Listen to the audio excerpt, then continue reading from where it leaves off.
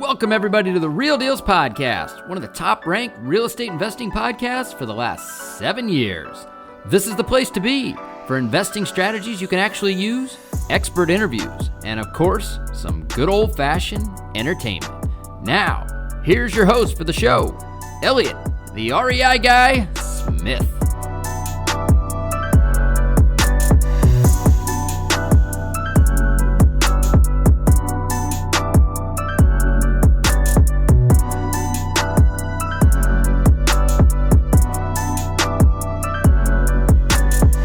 Welcome to episode 377 this week, guys. We have Aaron Amusastegui on the show this week. I am in a mastermind called GoBundance, which if you guys listened to, I think it's 5 or 6 episodes ago, we had the CEO of GoBundance on here. And so I'm in a mastermind with Aaron. And I've seen Aaron for quite a while on Instagram. He's got like 10K followers. He owns Roddy's foreclosure service down in Texas. He was a big investor in California and then moved to Texas in 2015 after he went through a lot of struggles. He actually lost everything when he was in California, and then went to Texas in 2015 and started buying a few businesses and started buying a ton of properties. He's now buying full subdivisions, 100 houses at a time, and doing a lot of really cool things. I think it's just a testament to no matter where you're at, if you get beat down, you can build back up, that you just keep pushing forward in this business. And so really, we had never talked before, and I just wanted to meet him. I wanted to be friends with him. And so we just kind of said, let's do a show where we just talk and introduce ourselves to each other, have a conversation, and just see where it goes. And so we hit record, and I think it's going to be a really good show. So really quick, I'm not going to talk a lot about what I'm doing this week. I'm actually going to just cut into something that I shot last night for my Instagram. And I think it is a really cool thought process that I had. And it's about this book that I've been reading. And so it's about 5 minutes, 5.5 minutes. And I think you guys are going to really like it. So anyway, hope you guys have a great rest of your week. Have a safe 4th of July weekend and enjoy some time with your family. And we'll go ahead and listen to our sponsor and we'll get into it. All right, Real Dealz podcast listeners, I want to talk quickly about our show's sponsor, Iron Bridge Lending. If you guys have not reached out to Iron Bridge already to talk to them about funding some of your upcoming flip projects, I highly encourage you to do so. I've known the owner of Iron Bridge for a very long time. I personally borrowed millions of dollars from them over the years to do a number of different projects, and I can say without a doubt, they are the best hard money lending company I have ever come across, and that is the reason why they are the sole sponsor of this show. I've had a lot of other companies reach out to me and want to sponsor this show, but I just won't do it. I feel like I need to be genuine in who we have sponsoring the show, and it needs to be somebody that I've personally done a ton of business with. So I personally vouch for their ability to be the best, hands down, in the world of hard money lending. You won't find better programs, you won't find better terms, and they're lending or will be lending in over 20 states. So chances are, if you're hearing this in whatever state you're in, it's definitely worth it to check out their website, reach out to them, see if they're lending in your state, and if they are, I would absolutely encourage you to do business with them. Another very cool thing to note is that they have a program for most rehabs where you can actually borrow up to 90% of the purchase price. Now, this is given the fact that you are actually buying a deal, which if you're listening to the show, that means you probably are. But if you have an actual deal on the table, they'll fund up to 90% of your purchase price, and they'll even give you rehab funds on top of that, which means that it only takes 10% down to get into a project, which is unbelievable in the hard money world. So do yourself a favor, reach out to Iron Bridge Lending, have a conversation with them, see if they're a good fit for you and for your next project. I can guarantee you that you'll be happy that you did. What's going on, guys? Hey, I want to come talk to you a little bit about this book that I've been reading with my son. And hear me out here for a second, okay? I was talking to my counselor today, and we were going over some struggles. And I'm asking the questions, why do I do things that I do? Why do I do it that way? Why do I struggle with insecurities in this realm? Why do I struggle with ego? Or why do I want to build this business? Or why do I want to do these things? Right. And we came down to the root in me is I want to be the guy. When I walk into a room, I want to be the guy. I don't want to have to introduce myself. I want people to say, oh, look, that's Elliot. But then the question is why? And how do we get there if that's what I want to be? But what is the reason behind it? So we'll dive into that, maybe at another time. But it got me thinking a lot. And I actually brought this book out and read it with my counselor because, I look at making money and doing these deals as not, I want to make more money. We live a pretty modest lifestyle. We have a $300,000 house. We have paid for cars, things like that. We're not living high on the hog. We put a lot of our money back into our deals, but I have this deep seated to put points on the scoreboard, and money constitutes points on the scoreboard. But why? If I want to run the score up, why does it matter? And so you see all these people on Instagram or TikTok or social media, and they're always talking about bigger, better, do all these deals, make all this money, look at this big team, grow, grow, grow. Sometimes it might not be as good as it looks from your perspective. Everything on an Instagram world is totally different, right? So we all deal with these insecurities, these struggles. I'm not good enough. I can't do it. This person has this and this person has that. But I just want to read this book. And, I bought this book a couple of months ago when I was in San Diego with Monty. And I read this to him, once or so a week. I think I've read it probably 3 or 4 times. And every time I read it, it gives me chills. So if you have kids, definitely read this book. So I'm going to read a couple of things. I'm going to share my screen here really quick and just hear these words. I'm probably not the best reader, but go ahead and just hear these words of what it is. Just stick with me here. I think it's really, really important. So, oh, the places you'll go. There is fun to be done. There are points to be scored. There are games to be won. And the magical things you can do with that ball will make you the winningest winner of all. Fame. You'll be famous, famous as can be, with the whole wide world watching you win on TV. Except when they don't, because sometimes they won't. I'm afraid that sometimes you'll play lonely games too. Games you can't win because you'll play against you.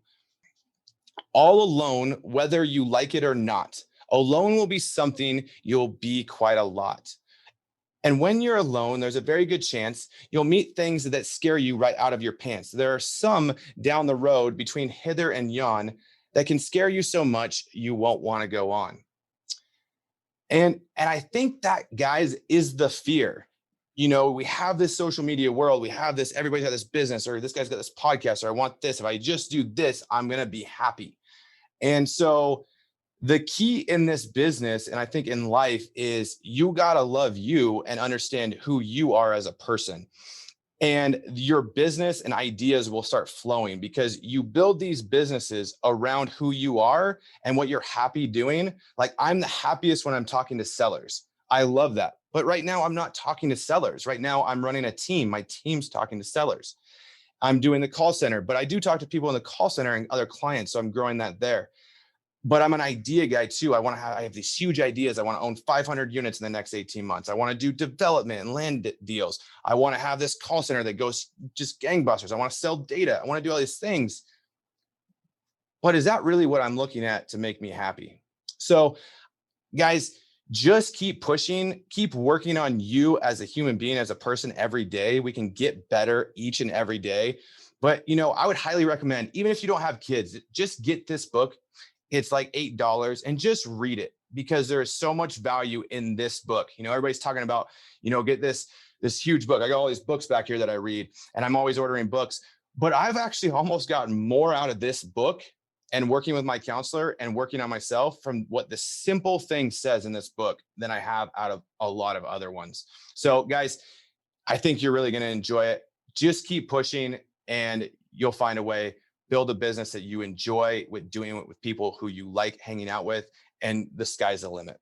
What's going on, Real Dealz listeners? I got a guy that we just met 5 minutes ago. We actually were introduced from some friends, but we thought we would just hit record today and have a conversation. It's Aaron. You got to pronounce your last name. I have a hard time with. If you nailed that, we were going to instantly be best friends. So, yeah. So last name is Amuchastegui. Amuchastegui. Okay. Hopefully I didn't screw that up. So you're out of Texas. You own Rodney's, you're a foreclosure company from what I've seen online. You love buying rentals. You love flipping houses. You just bought a title company. Your wife is really big on a 5-hour school week of doing school differently with your kids, with your family. I'm having experiences other than a lot of things. So I've followed you on Instagram for the last year probably. And then I joined GoBundance. You're in that as well. And I saw you in there. I was very happy to get connected from Danny. So Did I hit everything on the head? Are we good? Dude, you have done your homework way more than I would have expected. That's awesome. Your name is much easier to pronounce. So I'm going to say, so like that was totally unfair. So I'm going to win the name contest. So Elliot Smith, I mean, your name is super easy. Aaron would just take you a little bit harder right now. No, it's Samimite. Nay. Yeah. So you're like the T is silent. Yeah. The T is silent. I think what's the most fun about this call is social media is so different than it used to be. Really, maybe it's not different than it used to be. In my mind, it's different than it used to be. Because I remember when I first saw MySpace, I'm old, Facebook, some of those things, and was like, I didn't see any value in it. The value was like, hey, I can catch up with some friends and see some pictures. Yeah. And now it really is this opportunity to like have your voice be heard. And you get the opportunity to follow people whose voices you like and who can move you forward. Like people can instantly make friends, have mentors. And so it's awesome that we get to sit here and chat. It feels like we know each other a little bit already from some of the stuff that we've seen and been following. And even before this, we had been chatting about random questions and posts. And like you showed some pictures of some of the flips you were doing. And I was like, oh, that brings back some memories of these. You're like, no, this is how bad it really was. Yeah. So it's really cool. And so for listeners out there that like on the podcast, on your podcast, on my podcast, I love to encourage them to like reach out to people and go find them. And it starts with like following people and messaging, and you'll never know what friendships are going to develop all over the place. So yeah, I'm super excited to talk to you too. And lead with value too. That's one of my biggest thing I drive home with. Like, say I want to be I want you to mentor me, or I want to learn something from you. Like, lead with value. I get people that reach out to me all the time, and some people are like, just tell me how to get started or this or that. And there's nothing there. They just want to take. But then I have guys like, I'll talk about my drive failing on my, that I recorded my podcast last week. It failed. Somebody will reach out and be like, hey, I know how to fix those drives. Let me help you. And then it starts the conversation. Or, hey, I heard you talk about this or something like that. And it's like, I really appreciate it. Ask those kind of engaging questions, and you're going to get people to respond really well. Like I don't respond when people are just like, help me start. I don't know what I'm doing. Yeah. I do love it when people lead with value and they say, hey, here's what I'm really good at. I would love to help you. I posted a thing about our CRM, and I had somebody reach out and go, hey, I'm a software guy by my day job, but I also love real estate. Like, let me check out your CRM. Let me go through some of those different processes. And so, yeah, leading with value to reach out to people. And then when you start creating your own content and pushing it out there, lead with value. And then also be confident in knowing that you have something that's going to add. The internet is so big that you have something that will add value to someone. There's times when you mentioned the book that my wife and I have, and kind of her 5-hour school week that she pushes. At first it was like, what's the point in sharing it? But the whole idea was like, well, if you could change one life, with that, it's worth it. And so often people say, I want to do social media more, but I'm afraid that I don't have anything to share. Or I interview people on the podcast. It's like, no, everybody has something to share. The world is so big. Just share what you know, add value, and you'll be amazed at how many people love that. Yeah, because everybody's good at something. Well, I mean, unless you don't do anything all day. But like, I'm really good at X. Well, you're really good at Y. And Danny is really good at Z, right? Well, I need Z in my life right now, and he needs X in his life. Well, let's just do something. We can help each other. Everybody is great at something, and everybody's bad at something. Yeah. Like, everyone has a need. No one's life is perfect. On social media, we share our highlight reel mostly. Like, we share the best stuff. And that was, you and I laughed about that at the beginning. We're like, well, we don't really know what you're going to get but I tell people you should lead with your highlight reel, because that's what we do all this for the good moments. We don't go through life for the bad moments. We don't be entrepreneurs for the bad moments. We don't buy a house. We do all this for the good moments. Yeah. Right. We push hard for those. So you got to remember the good moments. Otherwise the bad moments are too hard. Yeah. Or I live for the funny moments. I'm a jokester. I like to make jokes about everything. Yeah. Because life's too short. So what do you have how many kids? We got 4 kids, 3 girls and a boy. Okay. How old? My girls are 13, 11, and 10. Ooh.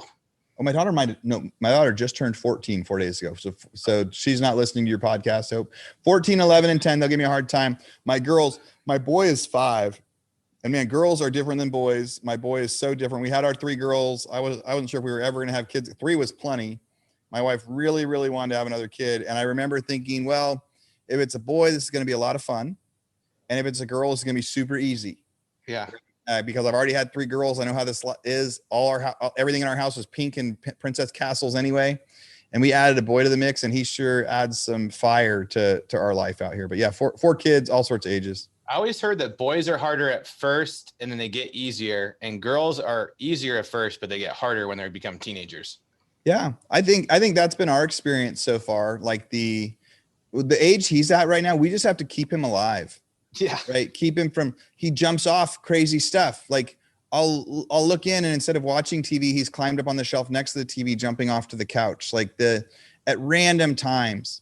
Like he's the one, right? I have to worry about poisonous snakes because he'll go run outside, try to pick one up, you know, like so yes, boys are, I think that later in life, emotionally, if I do things right, he'll be a little bit easier. And the girls were much, much calmer when they were younger, much less spunk. And they also know how to really hurt you if they want to. So my little girls, I love them. So now as they get older, they know how to push my buttons if they want to get a rise out of me too. That's funny. So do you have kids? I have a 2.5-year-old. Boy or girl? Boy. Yeah. Awesome. Yeah. He's awesome. Guy is so much fun. Yeah. He loves golfing. We go out all the time. He's like, but we went last Saturday or something. He came out. I start at 6 a.m. and then my wife will bring him out for the back 9. Mm-hmm. And I have a custom, like a little iron from USA Kids. But then he didn't have he used to have a plastic driver, but now he wanted to hit my clubs all the time. He's like, hit big one, Dad, hit big one. He always wants to hit the big one. I'm like, I don't have a big one for you. And you're not hitting my big one when we're on the course. That's for the driving range. If you want to mess, even though you shouldn't be hitting it. So I went and bought him. They didn't have any for his size. He's like 39 inches, 38 inches. So I went and bought the smallest junior driver I could with the biggest head. And then I had him cut it down to 23 inches, and I cut a putter down to 18 inches, and I got it. He's like, oh, big one. And so he just wants to hit the driver all the time. Dude, that's so awesome. The effort you took for that to get to go play around, but you never know what kids are going to like. And if they naturally like something, you so got to lean into that. Yeah. And like go all in while they do. Cause it's way easier to like back up what they already love than try to get them into it. That you're super lucky that he's into it so much right now. That's cool. Yeah. Or like, he was like, we'll grab my hat, put on. He's like, I got your golf hat. And I'm like, so I bought him his own golf hat. He's like, my own golf hat, his own Titleist hat. He's so friggin' pumped. Yeah. That's super cool. But he also likes cooking and playing cooking. So I bought him a cooking set too. So you know what? If it's golf, great. If it's ballet, great. Just be passionate. Have fun. Yeah. Hopefully it's not ballet. Whatever that passion is. Where do you live? Eastern Washington, Tri-Cities. Yeah. Yeah. You've been out there forever? Yeah. Born and raised. Yeah. You're in Austin?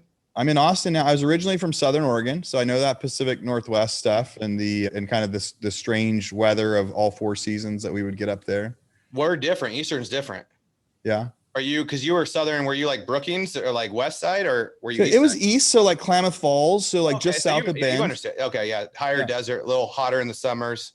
Hot in the summer. Summers were nice. We get snow in the winters, though. We get like all 4 seasons where we were at, and then we were in Northern California for a long time. I went down from in small town Southern Oregon, got to California, and that was really like the land of milk and honey. Weather was amazing. I didn't understand taxes and politics much yet, so I loved California more than anything. But I've been doing business in Texas now since 2015, and lived here full time for a couple of years. I think your timing was pretty good, dude. I had 2 bets of I was just like overwhelmed and trying to make singles. I had flipped 1,000 houses in California from like 2009, 2012, made a whole bunch of money. And then I lost it all in 2013. Like a very like quick, short story, like Blackstone, everybody came into my market. I kept paying heavy overhead. I was not willing to give up and close up shop until I couldn't make payroll anymore. So I lost millions in cash that we had. And I also didn't know any other investors, and I didn't know anyone else making money like I was. So nobody taught me how to like invest or save for a rainy day or anything. So I made a ton of money, lost a ton of money. In 2015, I discovered Texas, and no one was at auctions when I went out there on a fluke for something else and was like, oh, I'm going to try. So I started flying out to Texas, and I'd buy a few houses. And I was like, you know what, this time instead of flip, if I'd have just kept 100 houses of my 1,000, I'd be sitting pretty. This time I'm going to rent. So my really good 100% like God-given luck was so 2015, I started flying out to Texas every month. On average, I would buy 10 houses, and I would refinance them and put renters in them, and I'd do it again. And I said, prices will never go up in Texas because they never have. Yeah. So in this area, in this town of Colleen where I started buying, they had been the same price there for like 15 years, from like 2000 to 2015, never went up, never went down. I'm like, I'll just do a bunch of singles, and you do 10 houses a month. So in 2015 and 2020 hits, and you got a lot of houses that are only making $100 a month. You said they were never going to gain value, but the market obviously went up everywhere. Texas is kind of winning. Texas is one of the states winning the race right now. So timing was really, really lucky. And the cool thing about that was it was a bunch of singles. It was a bunch of really, really safe investments, like not as cool as like crypto and all the fun stuff and like stocks. That I do a little bit of that stuff too, but it's more gambling. But did some singles and then made my timing and I ended up looking brilliant when really I was just being super scared and conservative. That's funny. Speaking of gambling, I am driving a brand new 2021 F-150 Lariat because of my gambling with AMC options in January. Dude, I don't know if you were on the GoBundance thing when I didn't have AMC, but I had GameStop. And in January, I sold thousands of GameStop stocks after I just made like $4,000 or $5,000. And then the one day that it hit high, I'm like, here's my sale order, which would now be worth $1.8 million. About to wait another 2 months. Like it was crazy. So I was swing trading AMC calls and puts from like October. And when I like to gamble, when everything shut down, casinos shut down. So I have fun money my wife gives me because I'm a spender. So I get, an allowance. You have an allowance? Yeah. And it's a good one. But so I started putting in stocks. And so I was swing trading call options. The day I started reading this Reddit thread, the 27th of January, I started reading it and I'm like, I got all these call options. AMC was at like $4.90. I had $3 and $3.50 call options in the money. So I sold those out and bought $4,000 worth of $22 January 22 strike 22 call options. I woke up the next day, ended up selling them for $47,000 the next day. And as I was still in the trade, I go to the F-150 dealership because it's my fun money. My wife was supposed to get the next car, but it's my fun money. So I can spend it on whatever the hell I want. And so I go there and the trade in and buying it in my business, because my other one was in my personal, washed out the taxes. I said, hey, if this goes up, we're good. If it goes down, we're screwed. So you better sell me something fast. Yep. So I sold them as I'm test driving. It was the best thing ever. You're like, could you take Bitcoin? Because like if so, we need to do it fast. So does your wife have fun money too? Do you guys both have an allowance? And you're like, I think that's probably a smart relationship stuff. Have you done that for a long time? We've done it forever. She put me on so I grew up with a dad that was a spender and she grew up really poor. So she's really good at managing money and I'm good at making money, but I'm also good at spending money. Yeah, so I'm good at like that for sure. Yeah. So we started when I first got engaged. I'm like, hey, you're really good at managing finances. Why don't you manage all our finances? I had a truck payment at the time. I was like $13,000 left. I wasn't only making payments and I had no money at the end of the month. She paid it off in 3 months. She gave me $150 a week. She paid my truck off in 3 months. The reason we have all the rentals and money in the bank because of her. And so, but yeah, I mean, we still spend money on like, it's not a hard and fast. Like we only spend this much money every month for fun money, but like we go on vacations, we travel all the time, but just to go light on fire money. Yeah, we have some light on fire, but she doesn't do it. She puts it in her stock account and buys equities and, slow plays it. That's funny. You're like, I'm allowed to spend this on whatever. You're allowed to spend that on whatever. And she's like, okay, I'm going to spend it on stocks because that feels awesome. That's like a match made in heaven for sure. Like opposites attract and opposites are good. The only time my wife and I had major conflict in our relationship was when both of us were doing the same thing. When we were both working aggressively and it was almost like we were kind of business partners, but kind of in competition. It was like we were business partners, but also ego gets in. Oh, so she's like, hey, I made $15,000 on this commission. I'm like, well, it was my house, right? Like it was my flip, right? Well, I'm doing this better. That was like the only time. It is so much better when opposites are doing it and I'm doing my role and she's doing hers. We're so much happier. Family's so much happier. Business is so much more successful. So when you're saying like you were buying puts and all that stuff, it's kind of like if people want to day trade, it's really simple to say, and definitely not financial advice because I'm trying to learn from you right now. But I think my understanding is if you want to day trade, you could buy stocks and you could sell stocks afterward. But if you're really planning to do that, people say you should buy options instead because then you get a bigger bang for your buck when it goes up and down and that sort of stuff. Is that a realistic thing or is options? Options are gambling is what it is. If you're buying equities, if you buy, say you buy $10,000 worth of Tesla, right? and Tesla drops 10%, you only lose 10% of your position. All right. You buy options, $10,000 worth of options, or let's say $1,000 worth of options, and Tesla drops 10%, and your option strike date of when that thing expires is really close. You probably just lost all your option money. You probably just lost. Is that the worst thing that can happen? Is you just lose your $1,000? Yeah, you just lose your $1,000. So like if I go buy, so like I'm in some options right now. I have some just shares and then I have options, but like I try to buy farther out ones, but like you can buy really close ones, like close time frames. There's a bunch of different time frames, but the idea is if it is when the stock moves a couple percent, the options can move 10 to 20% based on sentiment. They can move. It's all based on like where they think the stock's going, how far your strike price is compared to the stock price. All these different things move it. So it's kind of hard, and it's basically a supply and demand. If everybody is bullish on the stock and they want to go buy options, then your option goes up. But if, it might go up, but they're still not bullish on it at that price point, then you're not going to make any money. So, but worst case, you lose whatever you pay for the options. Worst case. Shorting, where you short stocks, where you're like borrowing shares and shorting them, that's where you can have like infinite losses. Yeah. Because And that's because you have to, if you say like, hey, I'm going to sell you this many shares on this day, you'll have to buy those shares to sell those shares, right? Yeah. Well, no, because shorting, and okay, I'm not an expert at this at all because I've never, but shorting is like, I'm going to say, hey, Aaron, I'm going to borrow 100 shares from you or whatever. And then I'm going to go and I agree to pay you at $10 a share. If, at some point I could pay you $10 a share at some point. Well, then I take those and I go try to sell them in the market and drop the price of the share. So then I can go buy the shares that at $6 and sell them back to you at $10. So I make a $4 spread. Well, if that stock starts going north, like AMC and all these other ones, and I owe them to you at $10 a share, and now the stock's $60 a share. Well, shit, I owe you 50. Stock goes to 100. I owe you 90. It's like borrowing lumber. So if you borrowed if you borrowed a bundle of lumber from somebody 6 months ago, and now you're paying them back, you're like, oh, that was a bad deal. It costs me way more to get lumber now. I think that these stocks are like buying houses, right? Like it can go up, it can go down. You might have some things that make it go way up or go way down, but they don't go to zero.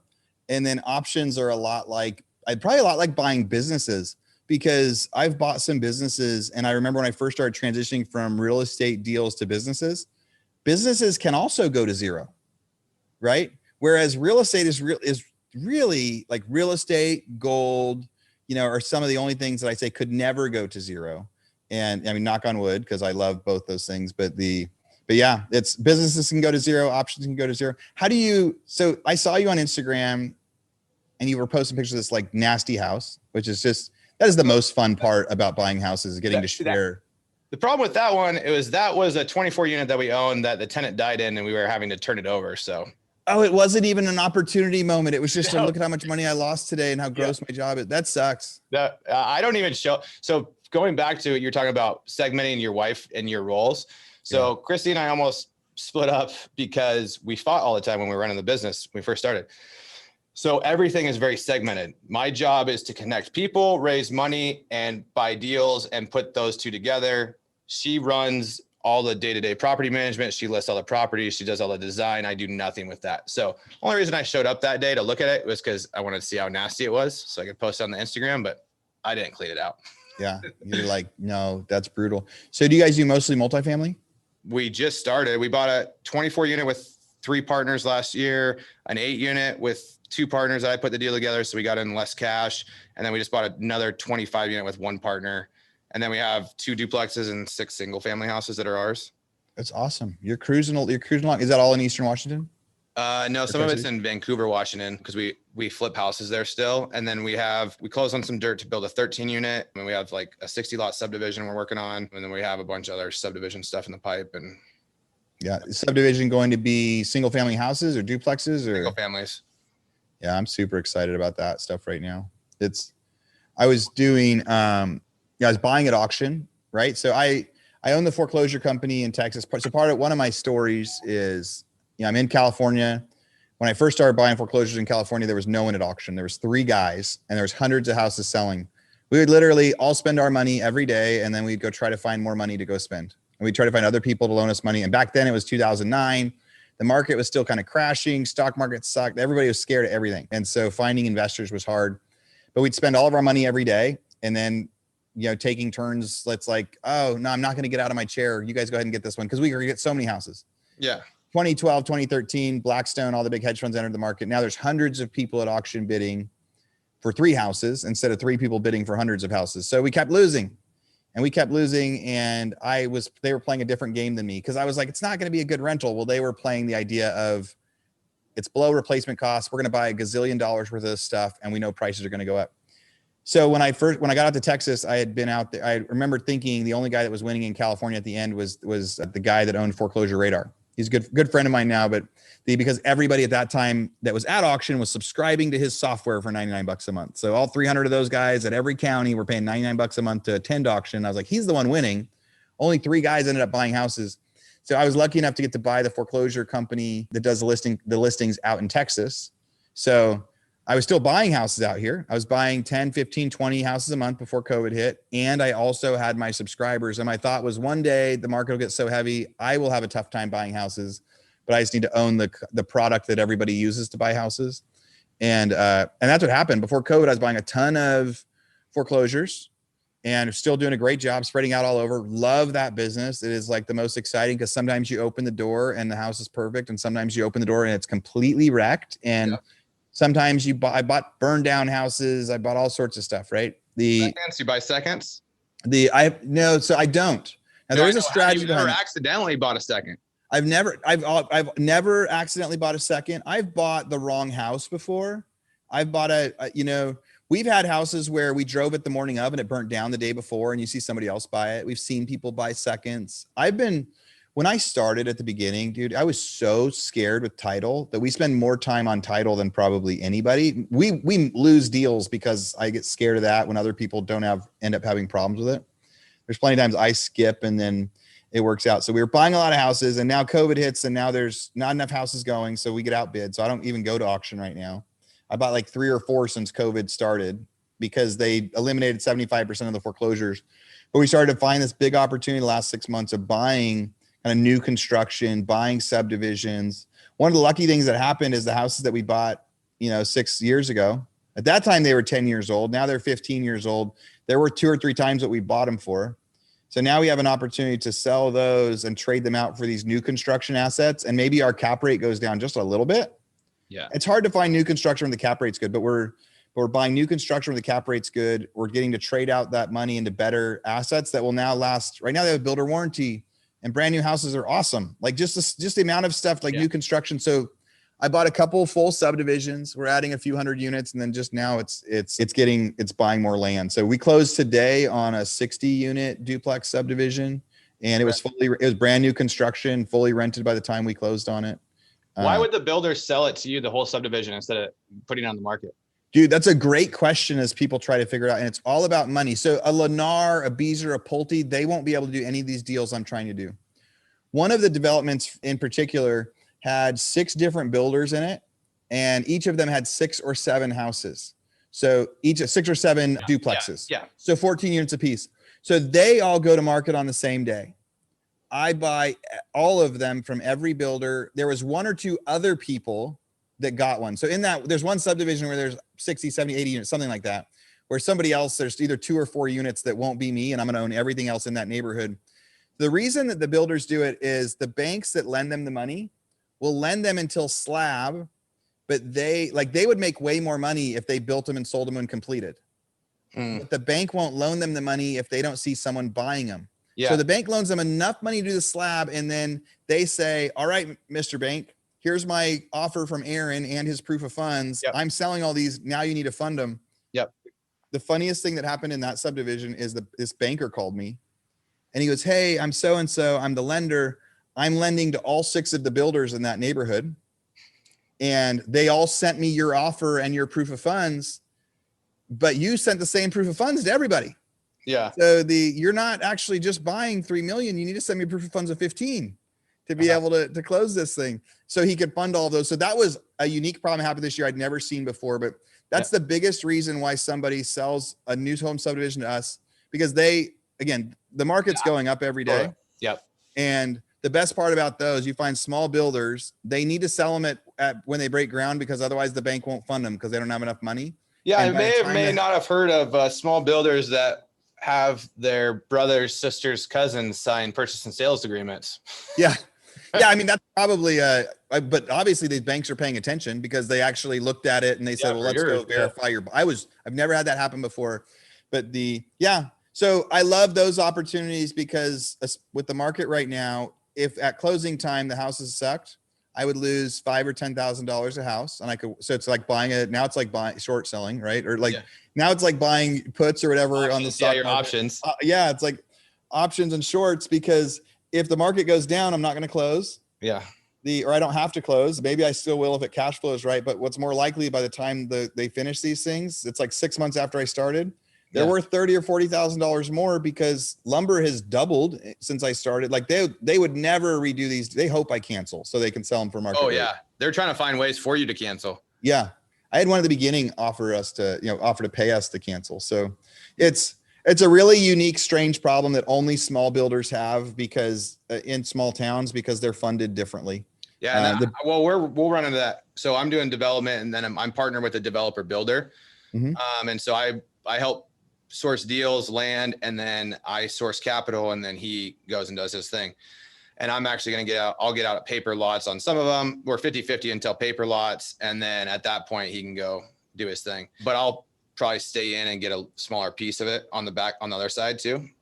But what I want to figure out, so my good buddy Artem has built 250 million of apartments in LA in like the last 6 years.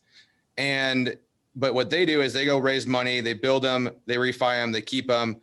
The money above the that they make above what they're into it, it's all tax free. Like, because you refi, you get tax free. So my builder can build stuff for, let's say, 105 a square foot. We can sell it at 170 a square foot on the house. Let's just say easy numbers. Well, I want to sell half the houses and then keep the other half at like as lower cost, if not zero cost basis, and then refi them out. But I got to figure out, how do I not pay taxes on the first house, in the first half you sell, because it's all individual. I'm trying to figure that out, because it's not like an apartment where it's one building, right? Where you just do one building, one refi thing. So, but I like the single family duplex model because it's more liquid than a 25 unit or 100 unit. Dude, that's my favorite part. You buy a whole subdivision, you get the value of scale of an apartment, but you could sell one of them at any time, two of them at any time. That also just makes the multiple higher because of how liquid they are. I think you could probably do a version of a 1031 exchange for what you're doing. There's also so much of the building cost is like overhead and like how cost gets allocated to one. So I think there's probably a way that creative accounting. Yeah. Well, if you sell part and then you buy the other ones in that same entity, right? Like if your ownership in part, there's got to be a way, because you are keeping it into a different deal, right? You're taking the money that you made and you're putting it into a different house. That's the definition of maybe not the definition of a 1031. That's the reason behind a 1031, is so that if you profit on a house, if you reinvest it into other real estate, you don't pay profit on it. Yeah. So I just got to figure out, because I have a bunch of doctors and lawyers that really, really like that idea. They want to put money in there because they don't want to pay tax. The issue is those guys, high income earners, they already pay way too much in taxes because it's all ordinary income. They can't really benefit from the real estate professional, taxable, cost tags and all that stuff. So, but if you can refi and they don't pay any taxes on that gain, and then they get some cash back, I think it'll work really well. Yeah. That's when I think a lot of doctors will have their wives become property. They'll buy a couple houses, have their wives be the property managers, because then once you unlock that, it's legit and it makes a big difference. I was asking at my CPA, I was like, hey, I'm buying this new apartment. I want to be able to do some cost segregation stuff.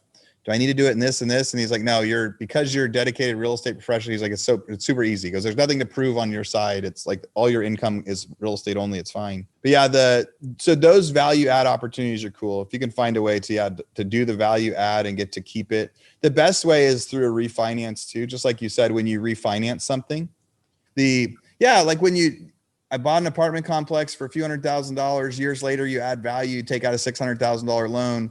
and that extra 300,000 is tax free until you sell it. Mm-hmm. That was how those big hedge funds did it in the single family space, how they did so well. A lot of their first bonuses were tax free because they did the Burr method. They just did it with tens of thousands of houses. They spent hundreds of millions of bucks. Then they doubled the value. And when they refied, they could cash out and even pay so refinancing and being able to keep it that way before you sell it, you refi and sell it. There's got to be some allocation stuff there. Yeah. Cause I don't need more income. That's not, I mean, I always say but I don't want to pay taxes. That's the biggest thing, right? I might, how do you be strategic? But then you have these, my wife said I can't talk politics anymore. People that may or may not work for the government, wanting to change the taxable ways that they do things. So, that's the challenging part, is making sure you're always ebbing and flowing, which I think when they change tax policy, it creates opportunities because smart people are always going to find a way, to work around things. Dude, if they want to change, I had a listener reach out and he said, we were talking about how could the government change the real estate market? And he goes, you know what, one of the things I said was, if they allowed everybody to sell, 1 or 2 houses right now without paying tax on the gain, like without having to do a 1031. And he took it further and was like, yeah, if you require them to build a house in the next 3 years. So any house you sell, you wouldn't have to pay taxes on the gain as long as you build a house in the next 3 years. So that gets stuff released now and then adds product on the market. And I was like, that's pretty brilliant. It'd be great if something like that came to government incentive to actually try to get more real estate out there. Yeah, that's actually a really good idea. The only problem that I see is the regulations to build houses and the timelines to build houses is ridiculous. Out in California right now, so California is a place where that's absolutely the reason nobody permits or does anything out there is because they just make it so hard. This stuff's expensive. It's like, make it simple and easy and people will fly in and get it done. But when you make a normal project take a year, it sucks. But they just did this thing where because of there's such a housing issue, they said right now you can add an accessory dwelling unit, so an ADU, in your backyard or in your garage, and they have to fast track your permit to deliver it to you in less than 30 days. So if you want to now add a house, they made all zoning available to have ADU. So as long as there was space, so now you can add a unit in your backyard, or you can convert your garage to a livable unit and they'll fast track you, and you have to have your permit in 30 days. And that was one of their ideas out there, was how they could incentivize people to add units. Yeah. Even in our town, which is Eastern Washington, which is more red, usually it's a lot less red tape, very, less regulations. We were just talking about this subdivision in Kennewick, and it used to take 3 to 4 months from time, submitting plans, doing all that stuff to get stamped to go ahead and start moving dirt. 18 months it's taking them now.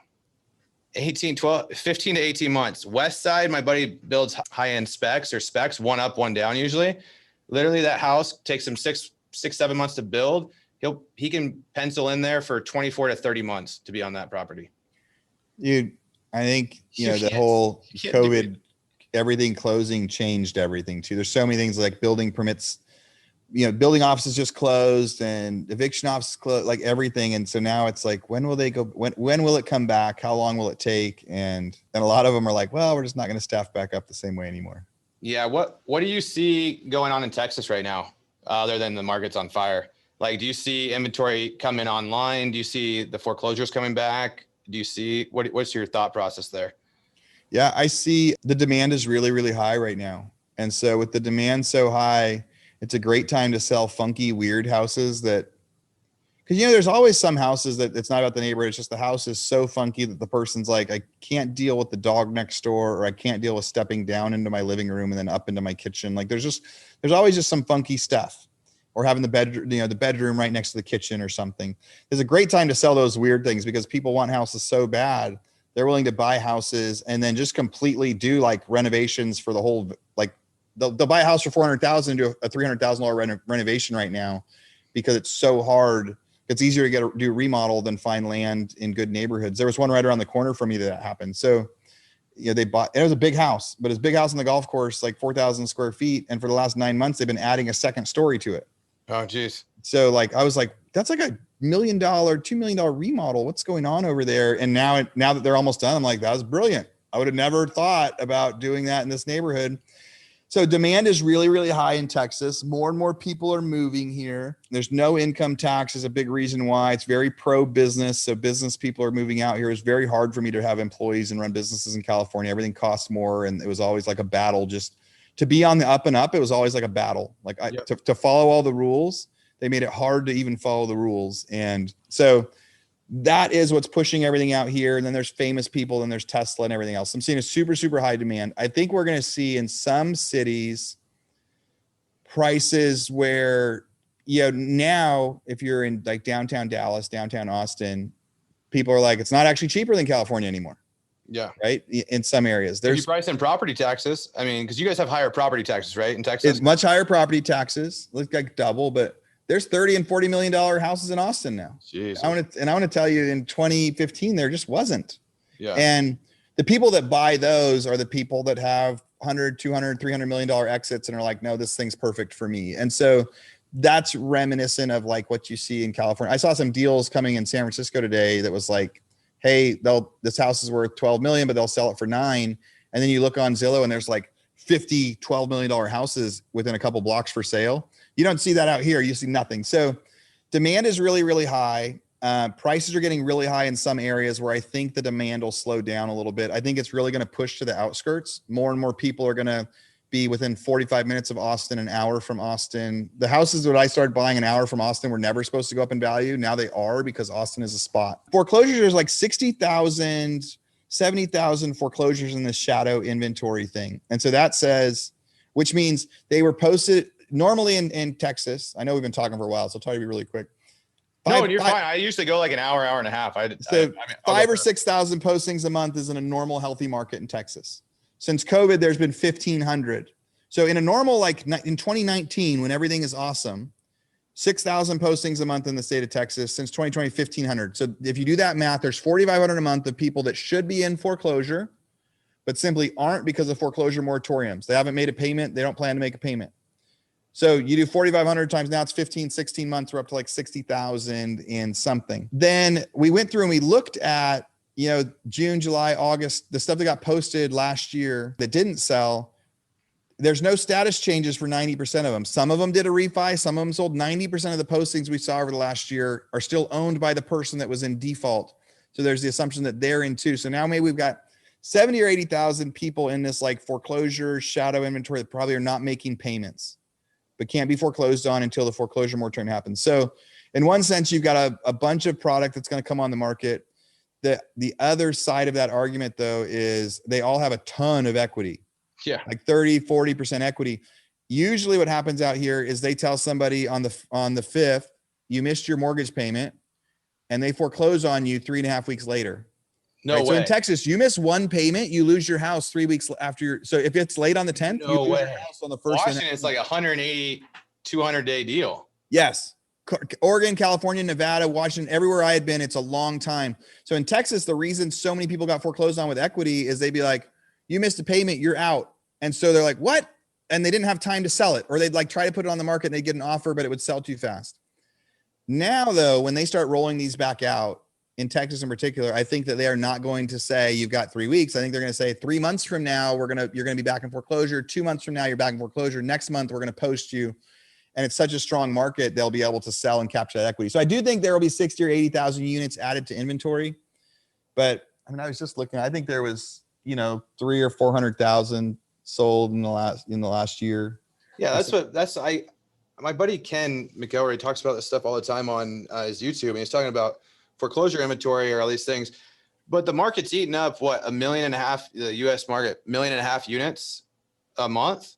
So even if there's 3 million, which is high estimates, 3 million units that go to foreclosure, it's only 2 months of inventory. We're at under sub 1 month of inventory. All it does is level it out. I think you have to have interest rates to change this problem.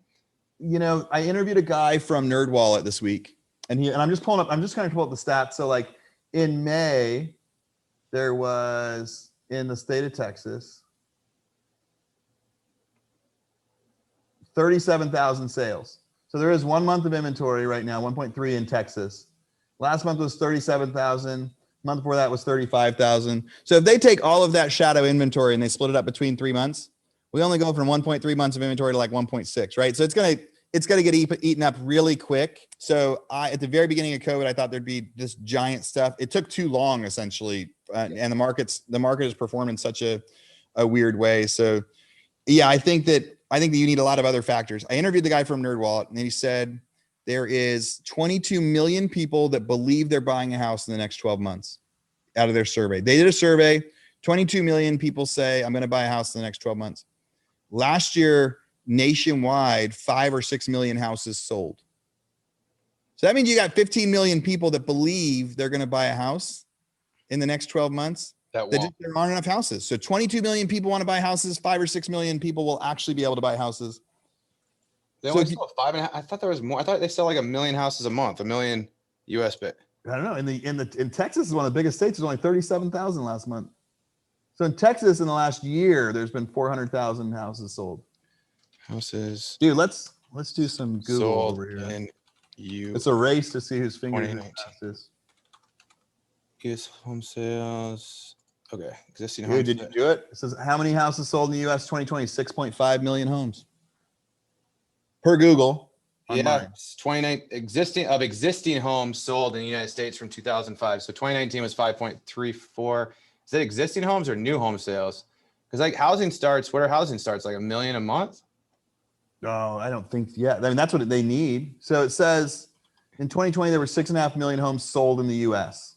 and it's projected to be 7.1 million by 2021. In 2020. How many housing starts? 811,000. Oh, 811,000 new homes.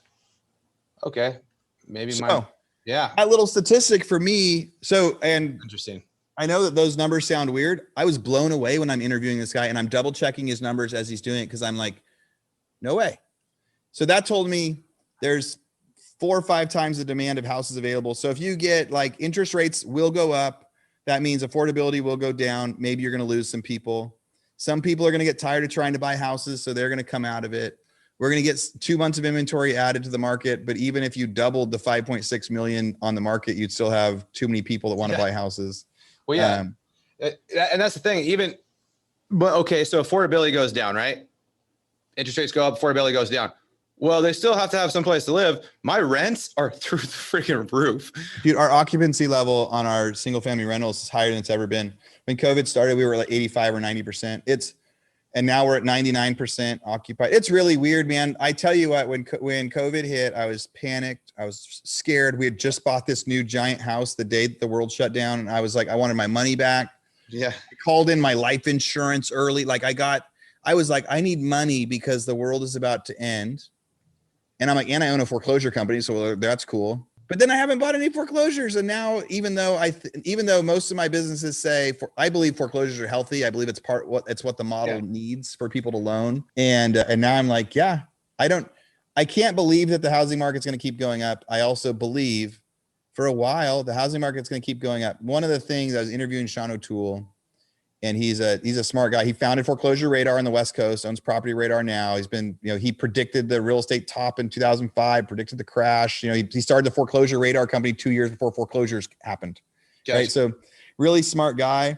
And the big thing that he was talking about last week, he said, it's a great time to invest and a bad time to speculate. Right. So if you're buying a house with a good cash flow, with good things about it, not those funky floor plans, if you're buying in a fourplex right now that they haven't raised rent in 10 years, there's a good opportunity. You can buy it at a 4 cap, but it's probably actually a 6 or an 8 cap. So great things to buy right now. Cause if we see some weird correction, it's still great. Speculation is when it's bad. I don't know if me tying up new homes right now is speculation or not, but my downside is pretty low. I wonder if developing new homes is bad. If that's speculation. I don't know. So I'm entry-level homes. Let's put it, I'm not building, I'm building entry-level price point. Right now, and then when it comes down to like, am I going to put my money where my mouth is? What do I really think? Right now, I'm going all in trying to buy new homes and trying to buy land to develop new homes because I feel like we have a year or two of runway before any sort of correction is substantial. Yeah. And my thought process is I'm partnered with a builder and a builder developer, so I can get the cost done. So our cost basis on these homes is $105 a square foot, especially with lumber going down. That's priced out with lumber current prices. So $105 a square foot. even if it drops from 170 a square foot resale to 145 resale, I'm still sitting pretty freaking good. Yeah. It's the one I totally agree. And that's how I'm acting right now. I remember in 2005 as home builders, there's a lot of other stuff that made it all go wrong. But I remember at these houses we were building in Santa Barbara area, Santa Barbara County, there's like a 40 or 45% margin on them.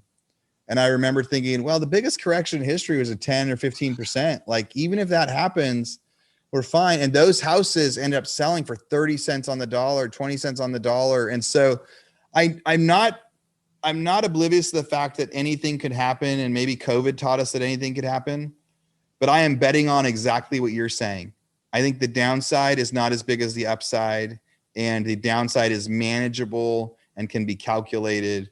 And the only thing we don't know is what we don't know. I think back in 2005, some people knew that the market was inflated because of silly loans. Well, not everybody did. Well, if you look at it, I'm looking at my graph here. So 7.08 million homes sold in 2005. Then it went down to 6.52, then 5.05 in 2007, then 4.12.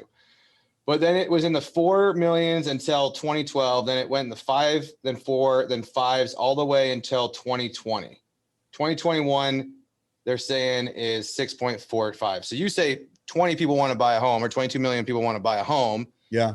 Well, we've had inventory. I read an article. We're 5.5 million homes short. We're 1 year of inventory short in housing units. So if I'm short housing, I live where we're building. It's always been a linear market. It's turned cyclical the last 5 years, but it's not Seattle. People are wanting to leave the big cities. They're coming here. It's a good place to retire. 300 days of sunshine a year. People are moving from California, all these places. The demand seems to be pretty high. It's affordable. I feel like you're going to be pretty insulated. Now, if I was in Seattle, doing a 50 lot subdivision of $2 million houses, I might be shitting my pants a little bit.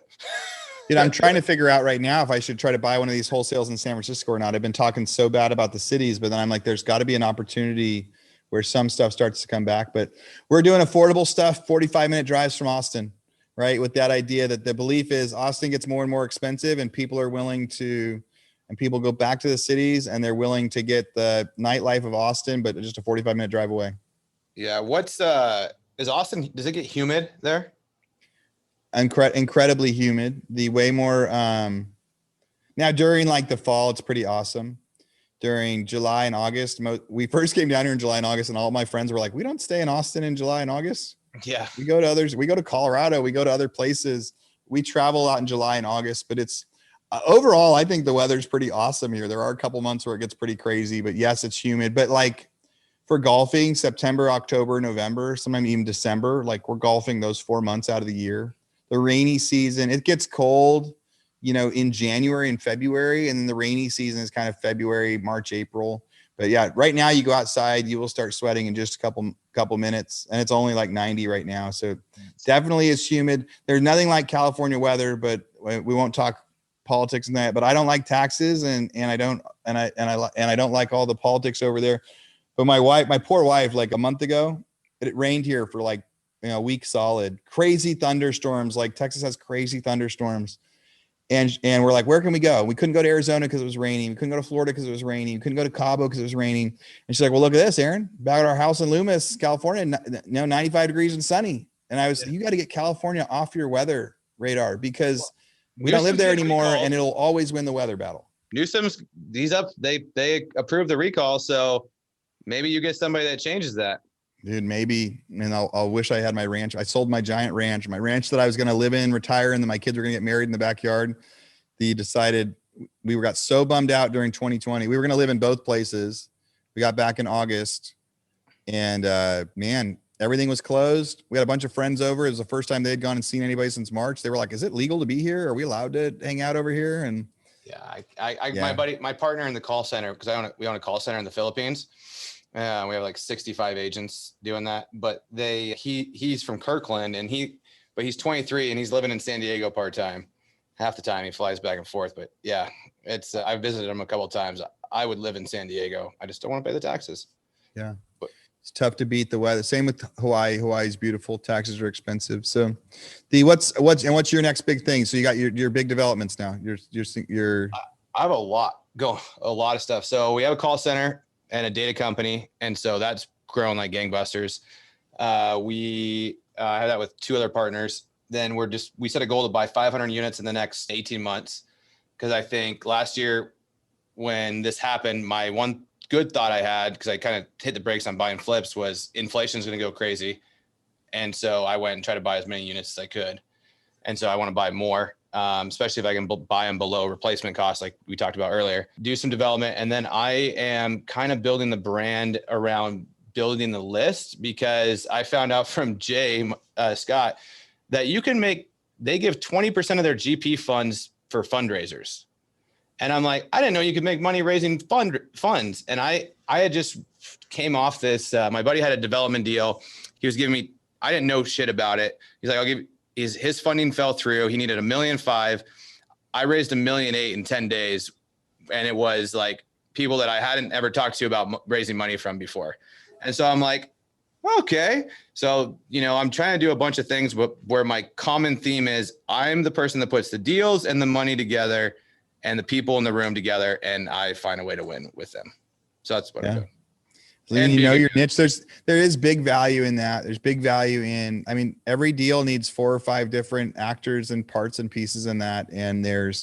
And every part is equally valuable because they're all different. And the bigger ones that you do, it's good to have a lot of different irons that you're working on and figuring out what's next. And yeah, I like doing our houses. I like our, part of our Roddy's foreclosure company was I took the software that I had built over years to buy it. And now we released that to everybody, building up we have our podcast. We've got, Rebus University for real estate agents, getting involved in Lead Propeller now, trying to redesign some of the websites and the promotions and stuff on that. And that stuff is all super fun. And so having a little hand in the one that Danny's working with, transitioning Lead Propeller. Yeah, there's a lot of stuff going on in Lead Propeller right now. And so and I think we're going to start to see way more templates, way more websites, way more data-driven stuff. So here's an example. So there's a lot of websites out there that are these investor websites, right? And they say, so-and-so went and filled out the form and they want an offer on their house. It's pretty much what the form says. And sometimes it says, here's what they think it's worth. And here's their phone number. Well, my other company and software that I have is all about public records data. And so you can type in any house in my other software and it'll tell you who owns it, how much they paid, what's their current mortgage, what I say their phone number is. Where are you getting your phone numbers from? We rebuy the phone numbers from there's like Skipforce is one of the places that we use. You need to talk to me offline. All right. I'd love to talk to you about it. So our big data set we get from First American Title for which data tree stuff. Yeah. We pay hundreds of thousands of dollars a year for it, for the nationwide data set. I'm in this game, so I understand exactly because of the call center. So I know exactly the language you're talking about. So we're trying to take stuff like Lead Propeller a step further, where when somebody types in their address and you get that lead, that you also see in our system who the real owner is, how much they bought it for, how much their current mortgage is. So instantly when you get the lead, it says, Elliot Smith wants to sell his house and here's his address. And we'll go, but we don't actually show him as the owner of record. So you instantly know so much more. Or, hey, Elliot Smith says he's doing, and we show him as the owner of record, and he says he thinks it's worth 100, and we see that he owes 80 on it. You can instantly tell if the people are telling the truth or not, and then quickly be able to feed through those more without having to go through other stuff. So that's some of the exciting next level stuff on it. Have you got Data Tree to give you their PDF documents for not $5? Well, no, we don't. We only buy we have the full data set, right? So the full nationwide data set, we've got 4 different tables. Yeah, but how are you getting recorded are you able to get recorded documents without? You pay per recorded document. Yeah, like it's stupid. It's really expensive. Yeah. It's really, really expensive to get the document. All the software systems that are out there, you can like rebuy them, but the raw data is what we like for our analysis. I was always a data analysis guy. So any house in the country, I could figure out the comps instantly, everything else. And so that's the level of stuff that what I think some of those, like Lead Propeller was missing, and super excited to see what we do with that next. But I love real estate because it's really easy to make singles that every once in a while turn into hitting the jackpot. I love software and the other stuff more because that's more exciting and more like gambling. The real estate's like easy. So I still do mostly of the real estate stuff, but where it really drives me is my morning call with my software team for Roddy's, for the LP guys, for everything. Like that's the stuff, online marketing and Facebook ads and Google, that stuff's so much fun. It's just like learning something new. Yeah. I love waking up every day and working on the call center and then working on big deals. I don't care about the houses. I don't care. I just want to put deals together, but the call center and the software side of it right before, that's why I had to jump on our call is we're working out. We sell a lot of skip tracing because we have a call center. So we have over 1 million, did over 1 million skips this month alone. And so we've tested our data against IDI, Skipforce, all the top data providers, and we crushed them like handily. Blind test against regulated. So there's two types of data. There's regulated data and there's unregulated data, right? So one's credit report data that you can't really sell for real estate investors unless you have a debt collector's license. But so that's gold star data. And so our data company, we've tested against IDIs, like our first phone number matches like 90% of the time to the gold star data. IDIs, 47% of the time, 45% of the time, 50% of the time.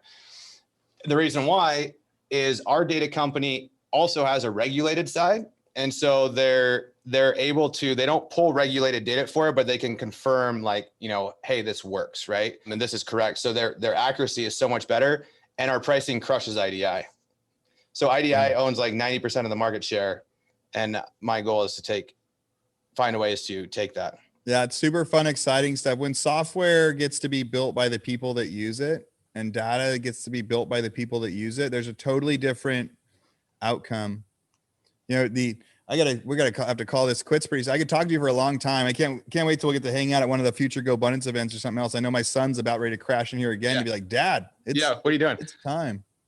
Yeah. So, well, let's wrap it up. I want to tell you one thing offline after this, but I appreciate you hopping on this. And I think this would be a good show. I think people got a lot out of it. And, I think you're doing a lot of cool stuff. So where can people find you? Yeah. Thanks for having me on here. It was fun to chat and get to know each other a little bit better. And if people want to come find me on Instagram, my name is I'm the only Aaron Amuchastegui on there. So you start to type out @AARon and then you get about through AMU, it'll probably find me. So I love talking to people. I love talking to people about all sorts of stuff. Just like Elliot said at the beginning, like it's a fun way to chat. It's a fun way to learn. People submit questions to me. I record them and release them on my podcast. And then I've got a podcast called The Real Estate Rockstars out there. We release two podcasts a week and we have a ton of fun with it. So Anyway, thanks for letting me on, share a little bit of the story and sharing a little bit of yours with me. Awesome. Cool. All right. Thanks guys.